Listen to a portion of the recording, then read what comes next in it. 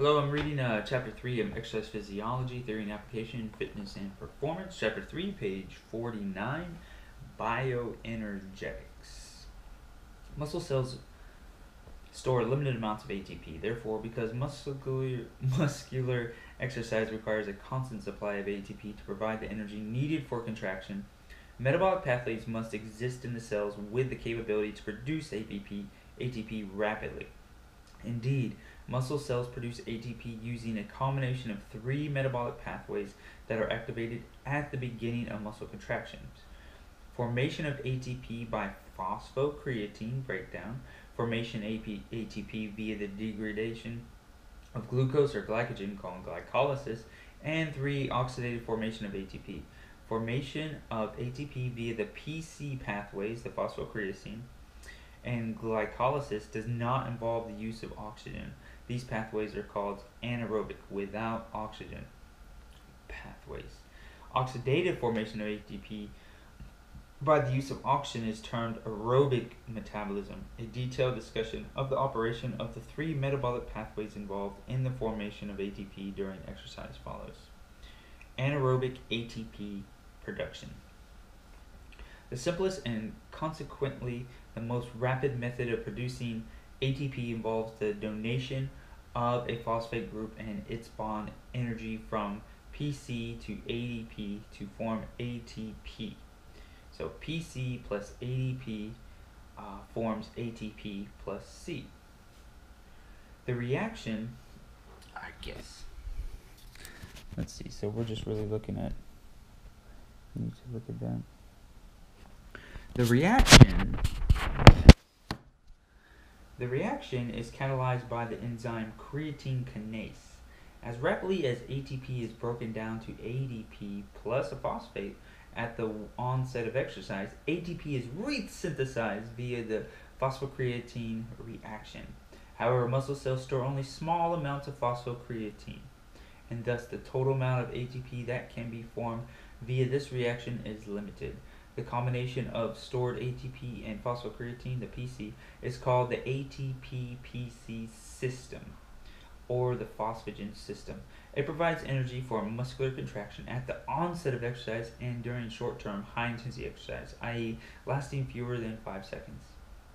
PC reformation requires ATP and occurs only during recovery from exercise.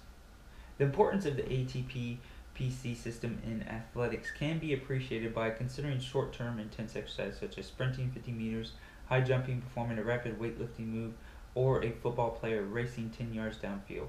All these activities require only a few seconds to complete and thus need a rapid supply of ATP. The Atp Pc system provides a simple one-enzyme reaction to produce ATP for these types of activities. The fact that depletion of PC is likely to limit short-term high-intensity exercise has led to the suggestion that ingesting large amounts of creatine can improve exercise performance. See the winning edge on 3.1. We will. A second metabolic pathway capable of producing ATP rapidly without the involvement of oxygen is termed glycolysis. Glycolysis involves breakdown of glucose or glycogen to form two molecules of pyruvate or lactate. Simply stated, glycolysis is an anaerobic pathway used to transfer bond energy from glucose to rejoin phosphate to ATP. This process involves a series of enzymatically catalyzed coupled reactions. Glycolysis occurs in the sarcoplasm of the muscle cell and produces a net gain of 2 molecules of ATP and 2 molecules of pyruvate or lactate per glucose molecule. Let's consider glycolysis in more detail. First, the reaction between glucose and pyruvate can be considered as 2 distinct phases: an energy investment phase and an energy generation phase. The first reactions make up the energy investment phase, where stored ATP must be used to form sugar phosphates. Although the end result of glycolysis is the release of energy, glycolysis must be primed by the addition of ATP at 2 points at the beginning of the pathways. The purpose of the ATP priming is to add phosphate groups called phosphorylation to glucose and to fructose 6-phosphate. Note that if glycolysis begins with glycogen as the substrate, the addition of only one ATP is required. That is, glycogen does not require phosphorylation by ATP, but it is phosphorylated by inorganic phosphate instead. The last steps of glycolysis represent the energy generation phase. Figure 3.15 points out the last two molecules of ATP are produced at each of two separate reactions near the end of the glycolytic pathway. Thus, the net gain of glycolysis is 2 ATP if glucose is the substrate and 3 ATP if glycogen is the substrate. Hydrogens are frequently removed from the nutrient substance in bioenergetic pathways and are transported by carrier molecules. Two biologically important carrier molecules are nicotinamide adenine dinucleotide. That's the NAD. That's going to be important. NAD.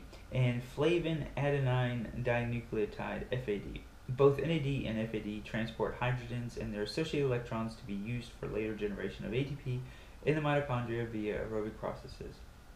For the chemical reactions and glycolysis to proceed, two hydrogens must be removed from glyceraldehyde 3-phosphate, which then combine with inorganic phosphate to form 1,3-biphosphoglycerate. The hydrogen acceptor in this reaction is NAD. Here NAD accepts one of the hydrogens while the remaining hydrogen is free in the solution. Upon accepting the hydrogen, NAD is converted to its reduced form, NADH. Adequate amounts of NAD must be available to accept the hydrogen atoms and must be removed from glyceraldehyde 3-phosphate if glycolysis is to continue. How is NAD removed from NADH? There are two ways that the cells restore NAD from NADH. First, if sufficient oxygen is available, the hydrogens formed NADH can be shuttled into the mitochondria of the cell and can contribute to the aerobic production of ATP. Second, if oxygen is not available to accept the hydrogens in the mitochondria, pyruvate can accept the hydrogens to form lactate. We're going to need some pictures of that, because that's nuts.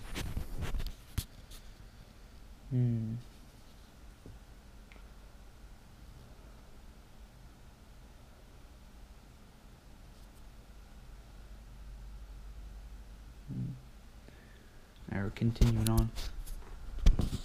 Alright, we're going to page 52.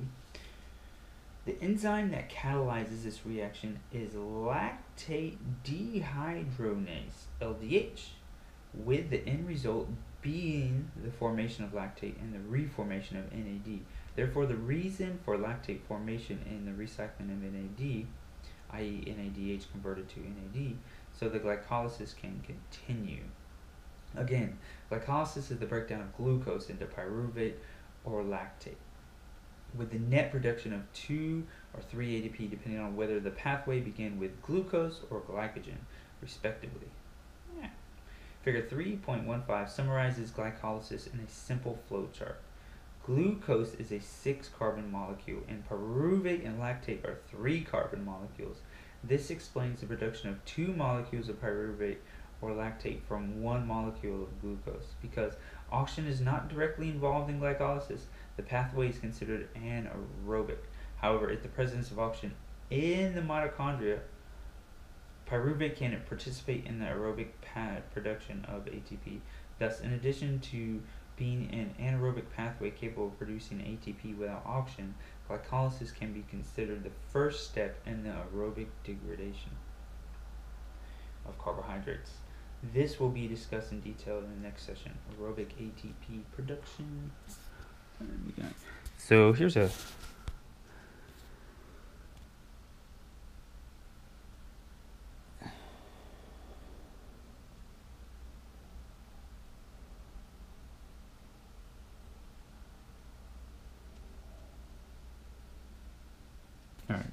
So hold up there. There's 10 minutes. It's a chapter 3, page 51, 52, bioenergetics. It's mostly phosphocreatine and glycolysis. Pretty much glycolysis. See ya.